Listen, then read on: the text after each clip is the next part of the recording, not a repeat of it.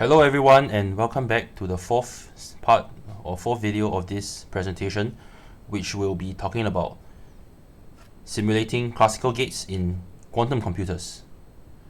So when we talk about quantum computers, we want to actually be able to do everything that we could on classical computers, right? If not, then what's the use? We're going to need another set of hardware. So in order to show this, right, we have already done that classical computers, this set of gates, NOT, AND, OR, and fan-out, they are universal for classical computers, and with just these gates we can perform every single possible classical computation.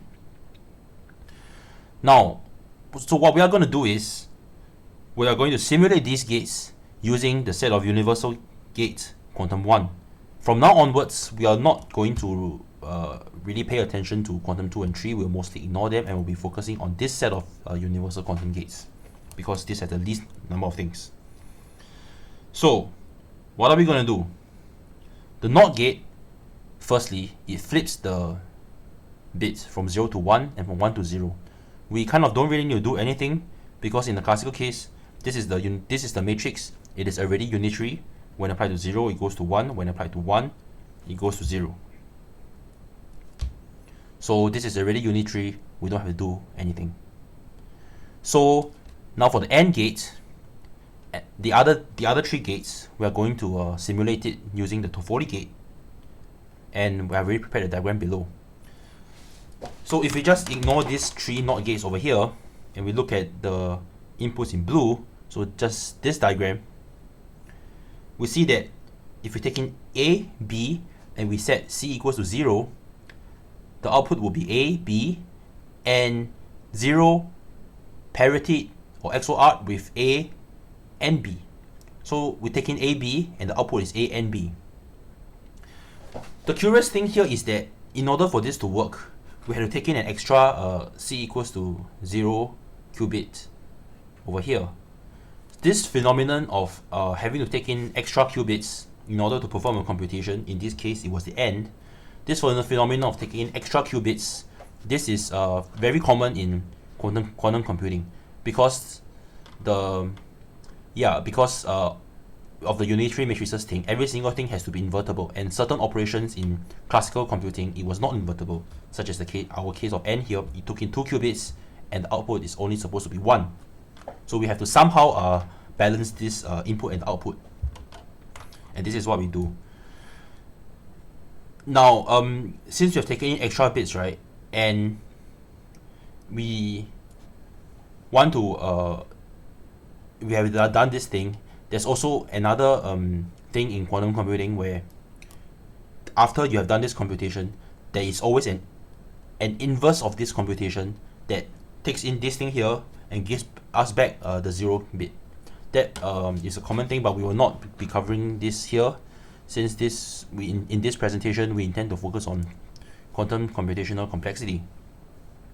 Now, after we have done simulated the AND gate, we can use De Morgan's law to simulate the OR gate. The law says that A or B is the same as the NOT of NOT A and NOT B. So from this situation over here in this circuit, we can put in the NOT gates in these positions and now consider the inputs in green, which is the same thing really, A, B, and 0, but this time the NOT gates.